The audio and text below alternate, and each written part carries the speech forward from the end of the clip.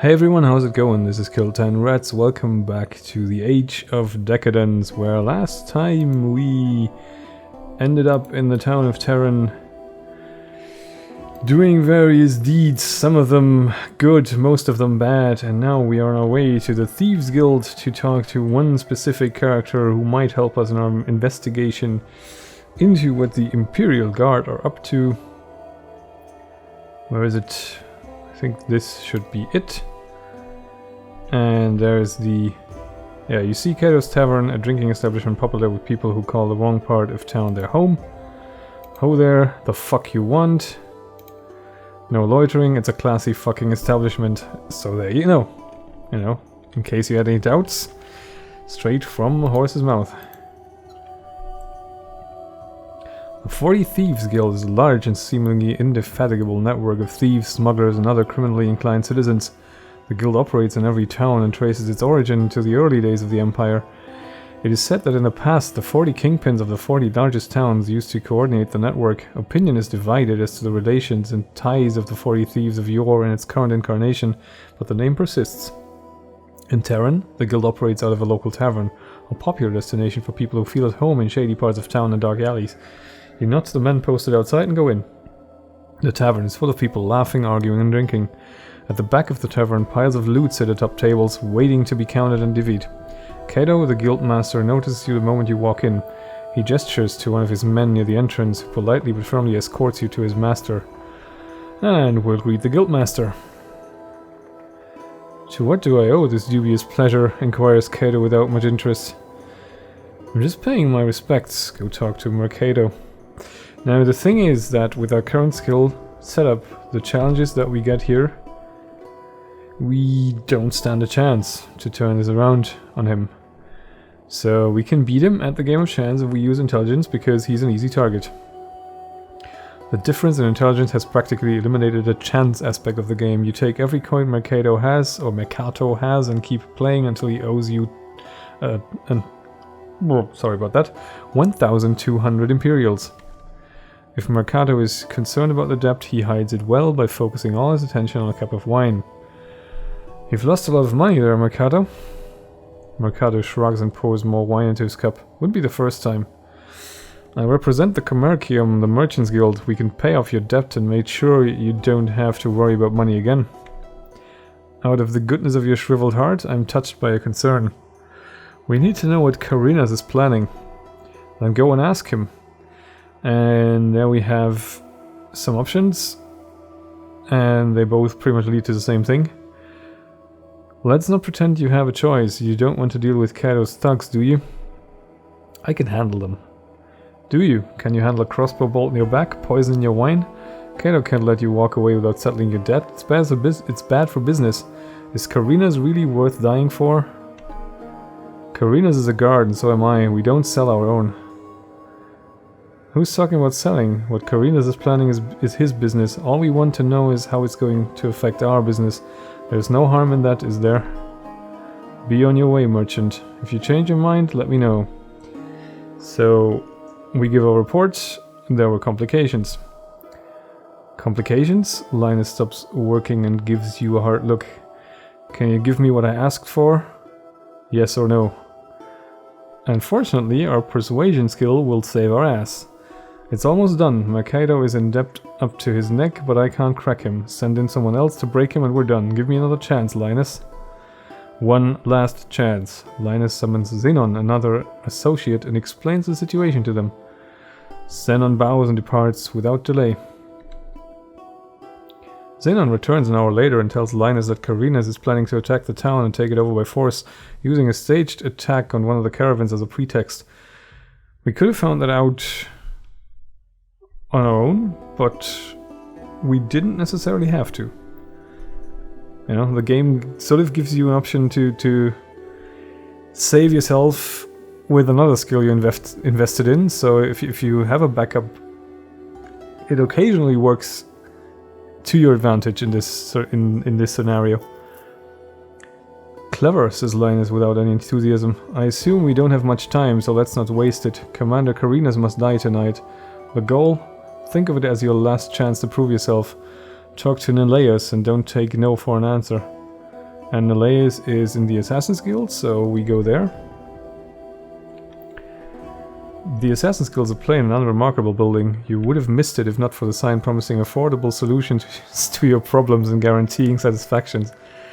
And Fulvio is getting us inside. Ah, a new phase of the Commercium. Linus has already sent me a word that you're working for him. Whom can we kill for you today? Commander Marcus Carinus. Neleus' smile disappears. You can't be serious. Do you understand what you're asking? Do you understand the consequences of such a hit? I do. Name your price. It's not about money. Whatever your problem with Carinus is, find another way to solve it. Since when do you care about the marks? I care about the guild. How long do you think we'd stay in business if we start taking orders indiscriminately? Do you truly believe that we can kill anyone if the price is right? Trust me, Carinus is off limits. What if the order comes from Lord Antias? That's a big if. Not for us, Neleus. Start putting a team together. Go see Antias. So all roads now lead us to the Daratan compound.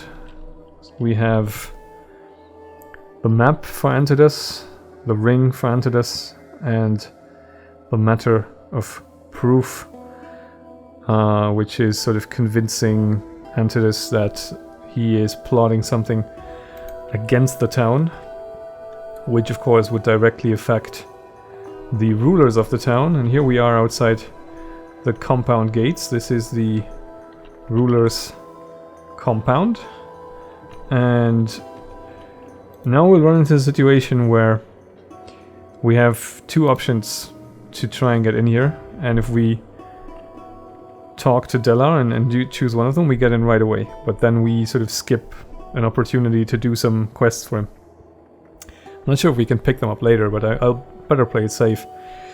You're standing in front of the Daratan compound. A tall palisade of pointed stakes forms the perimeter of the compound, augmented by a regular armed patrol. There are two entrances that you can see, one leading to the main building, the other to the guardhouse. Unfortunately, both entrances lie in the shadow of the guard towers manned by crossbowmen. And here's a bunch of options also where you can, try and make it in some other way. I'm not sure what the immediate benefit of that is right now, since, it's not in our best advantage to just pop up in front of Antias and then go, hey, made it past your guards, I'm not an assassin though, don't be afraid. But yeah. You look around, seeking alternative routes. The palisade completely secures the right flank of the compound. Climbing over the stakes would be a nearly impossible feat. The left side is protected by an old stone wall with a small metal gate, a relic of another age. The rough stones and crumbling mortar would make for an easy climb, but the guard would have to be dealt with first. Of course, with the right armor, almost anyone can pass for a guard. Lorica Segmentata seems to be the armor of choice here. We're going to take the main entrance, and we're going to talk to Delar. Delar looks like a tired old scribe, proving that appearances are often misleading. At 17, he signed up as a caravan guard. It took him 3 years to realize that his father was wrong about honest work. Then he switched sides and started raiding the same caravans he guarded yesterday. 4 years later, the Merchants Guild finally paid the Imperial Guard King's ransom, which quickly solved the raiders' problem. Hundreds of dead raiders were nailed to Madoran walls, and a few lucky survivors were sent to the mines to work off their debt to the guild. For almost a decade, Delar mined iron ore, fighting for food scraps and his life until he managed to escape to Teron, where Antias took him under his wing. Delar watches you without expression. When you get close enough, he gestures you to stop and studies you for a while. What do you want? He finally asks, as if he failed to guess the purpose of your visit and is genuinely curious. Now, if we use this, we get right in. If we use this, we get some quests. So Master Feng sent us. He did he? Well, let me tell you how things work around here. I'm the one who decides who gets to see the Master. Call it a perk of my position. So far, you failed to convince me that you really need to see Lord Antias. Master Feng assured me that this map is very valuable and that Lord Antias will want to see it. It's Master Feng's job to assure people that their junk is valuable, and it's my job to get proper tributes from those who seek an audience. Am I getting through here? What do you want? I can use your help. In exchange, I'll let you in and even put in a good word for you. Don't you have your own people? Good question. You see, my people are valuable, while you, to put it bluntly, are not. Don't worry, I'm a good judge of talents. Since I don't see any, your task will be relatively simple. House Aurelian is digging into some old ruins not far from Teron. Apparently, it was an old mining facility, and some machines are still intact. They've even sent for Sorap, which is bad news. He's an expert on old machines. If it has gears, he can fix it. We can't have that. The last thing we need is the Aurelians setting up shop in our backyard. So what do you want me to do? Whatever it takes to stop them. Killing always works. But if it's too plebeian for your sophisticated taste, try something else. What can you tell me? Not much. Ruins are everywhere, but we don't have enough money and people to look under every stone. A few weeks ago, House Aurelian set up camp there and started digging. They may have something there, something we don't know about. Or they have nothing and are just waiting for us to give them an excuse to attack Teron. Where do they get supplies? Good question. They're too far from Moderon to be supplied regularly, and they aren't used to living off the land. Ask around, see what you can find. Can you give me any men? Delar shakes his head. First, we don't know for sure what we're dealing with. I need all the men in case the situation isn't what it seems. Second, I'd like to see what you're capable of. You don't have a problem with that, do you? Is there anything else I can help with? Well, if you didn't like the first problem, you're definitely not gonna like the second one. A gang of raiders captured one of our nobles. Someone should go there and find out what the raiders want. Didn't they tell you what they want? It's a funny story, actually. A few days ago, a raider walked in and started making demands, claiming that his gang had captured a lord. We didn't take the bastard seriously and used him for target practice. Then it turned out that some distant relative of Lord Antias is really missing, but it was too late. Now my men aren't very eager to go there and pay the blood debt. Yeah, it's a hilarious story, actually. And you're sending me there. It's a sacrifice I'm willing to make. As you can see, he's a very straightforward bastard. That's very generous of you. Alright, I'll give it a shot. So, mind you, we could just waltz in there right now. That's entirely an option. But, like I said, I'd rather not. And I'm not sure... I'm not sure. We do have skill points.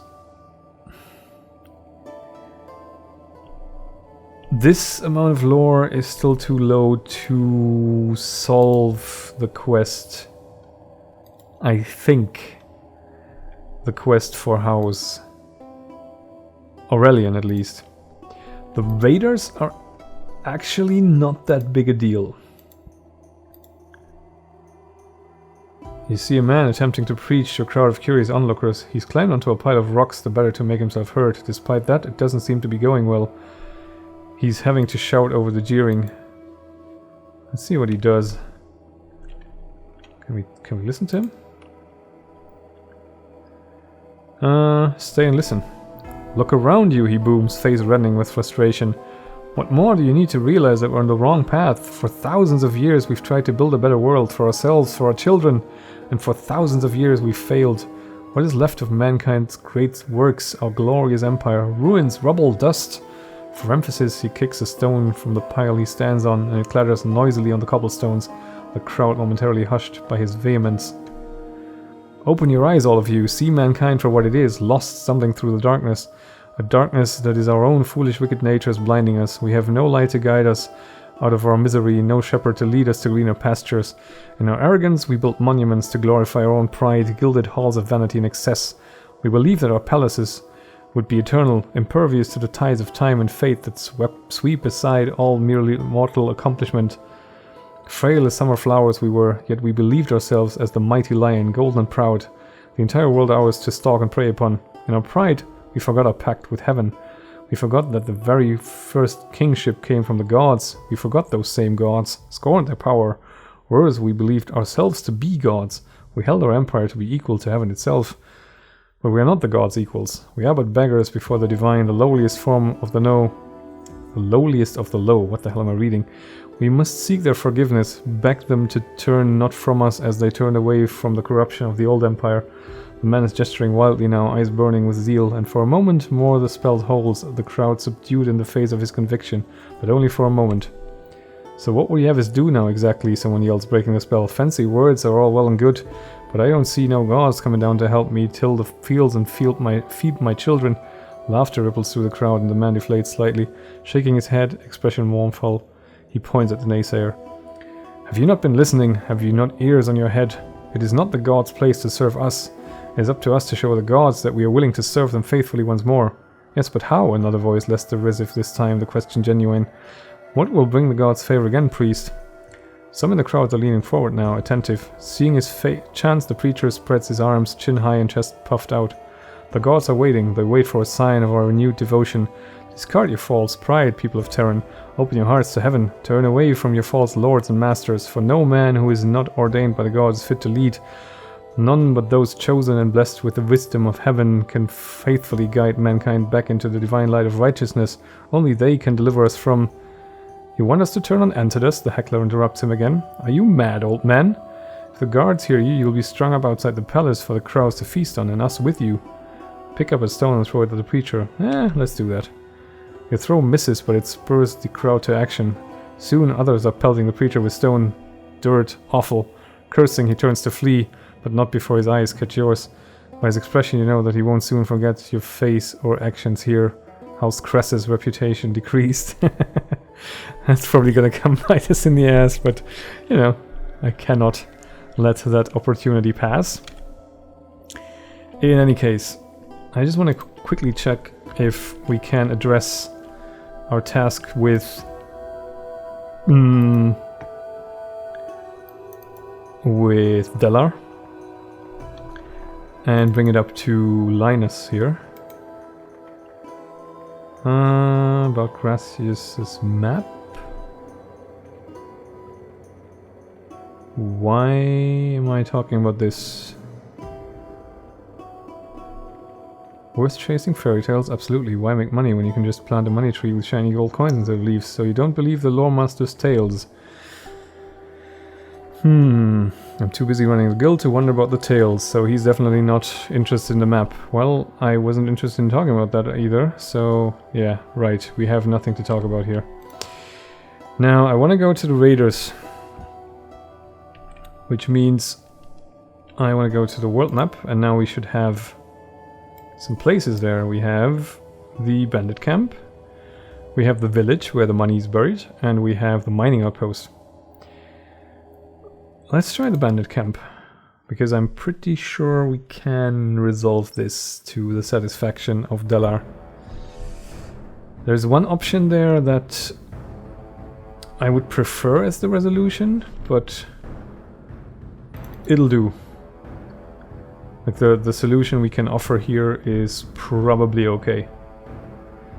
You enter a small camp in a forest clearing. Rough boards nailed to the nearby trees form a crude perimeter fence. Inside the fence there are several patched up tents, a campfire, and a metal cage hanging from a makeshift gallows. The cage is occupied by a roughed up man in a dirty tunic. So, I guess that's the cage, and our man in the tunic, right there. And here we have Esbenes, who's back here. Several raiders in battered armor acknowledge your presence by getting up and loading their crossbows. A grey-haired man with a military posture emerges from one of the tents and assesses the situation. He barks some orders, swearing at his men and sending them to take positions around the camp. Within moments, some semblance of military order is created. Satisfied, the leader turns his attention to you. And this is a fight, this is dumb, and this is what we're gonna do. I'm here to negotiate. We found this fine young man walking alone in these very dangerous woods. When he told us that he's a nephew of a local lord, we decided to keep him company and do our best to ensure his safety. I'm sure that his uncle would appreciate our help and reward us generously. 1,000 coins should be enough, I think. I'll pass on the message. Try to convince them, says the raider. For his sake, he adds, nodding at the prisoner, and our perception tells us that he is a former Imperial Guard, so how does an Imperial Guard become a raider? And we're not charismatic enough. Just because I didn't kill you doesn't mean we're friends now. Get me my money. Return to Delar. So let's do that. That's one thing we can try to accomplish, is to get this guy home again. And as for the outpost, I guess if we just spend some more points in lore and try to resolve it. But to be honest, like, this is a game, playing this in any kind of Iron Man-ish fashion without having finished it a couple of times, I would say good luck. I'm gonna be restarting a couple of times, so I will probably be forced to do a bit of safe scumming, so if that is not going to work too well with the lower skill improvement, we are probably just going to reload prior to that. About the bandit camp, they want money, 1,000 Imperials. Out of the question. Paying ransom is a sign of weakness and an invitation for more troubles. We can't afford it at the moment. And our persuasion skill allows us to negotiate and get them to pay up, while intelligence allows us to suggest to pay the raiders to attack Aurelian outpost. Unfortunately, I've tried this and I'm not able to convince the raider leader to go along with the plan, probably because I need better trading or streetwise. But I'd rather invest in lore for the moment and see how to resolve the Aurelian plot angle, since we can also resolve this with persuasion.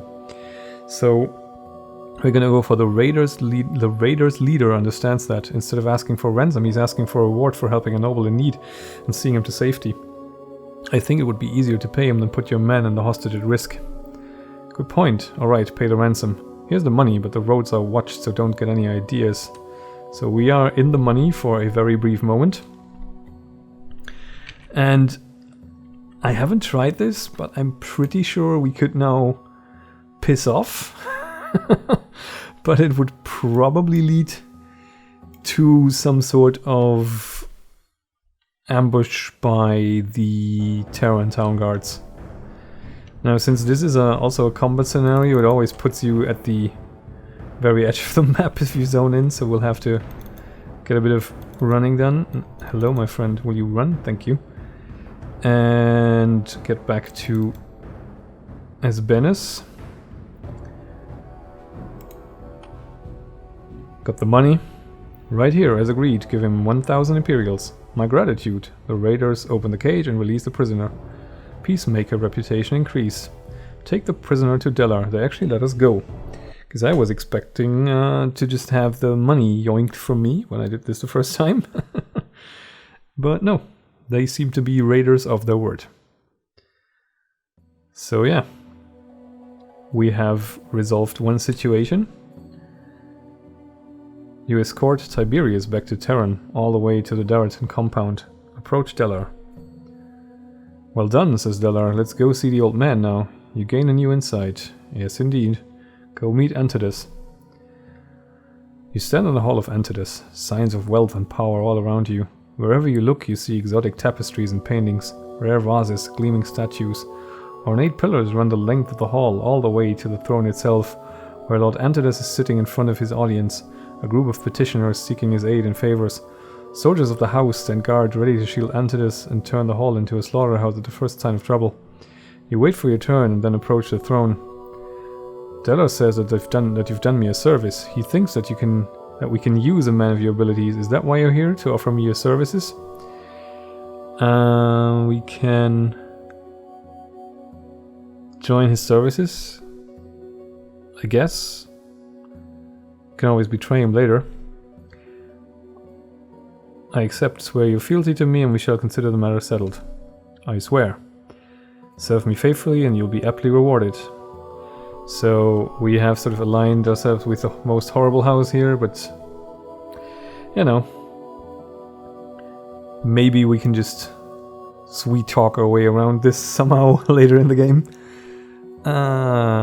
There's something else I'd like to tell you. Oh, we can only talk to him about the relics first. Okay, we'll show him the map first. Do you believe in destiny, the Gaul? Before you have a chance to answer, Antias continues.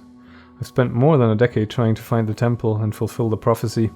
I've wasted a fortune and lost more men than I dare to admit, and just when I've decided to give up, you show up with another map. Coincidence? I don't believe in those. It is said that every man is given a chance to change his fate, to ascend to greatness and immortality, to rise above the ordinary and serve a cause greater than self-interest. You didn't come here by accident. Fate guided you here, and it will guide you to the temple. And we gain more insight. The temple, the prophecy, another map. My apologies, says Antias with a faint smile. You know, of course, that our empire had lasted thousands of years. Through military and diplomatic victories we had conquered the known world. An era of peace and prosperity was about to begin when the accursed Kantari came. Taller than any human, with glowing eyes and sharp claws, they came from the depth of the underworld and attacked without warning, slaughtering men and women alike. We fought the devils tooth and nail, but when the victory was at hand, they called forth their gods. Can you imagine a living horror towering over a battlefield and sweeping it with its arms, tearing flesh and armor with its talons? Our only chance was to reach into the higher planes and summon allies who could help us even the odds. Eventually the call was answered and the allies came. They burnt the Kantari and their gods, leaving nothing but ashes. They saved us, but it was too late. The Empire had fallen. For 2 months had been destroyed. Saddened our allies, the laws of the higher planes led us to rebuild and restore. But as you can see, we're still living in our crumbling towns, still fighting each other like savages. 3 lords of the higher planes, or the High Lords as they are most commonly referred to, have answered our call.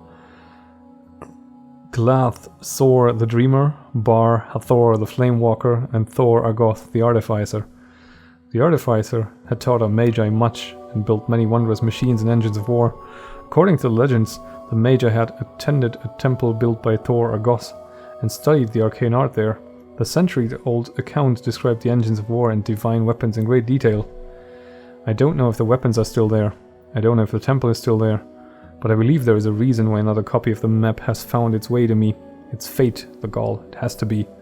Over the years I've sent several expeditions to find the temple and bring me the weapons of the gods. They've all failed one way or another. Looking at you, I'm beginning to think that sending large expeditions was a mistake. Large groups attract too much attention. They are slow and suffer from the all too familiar intrigues and inner squabbles.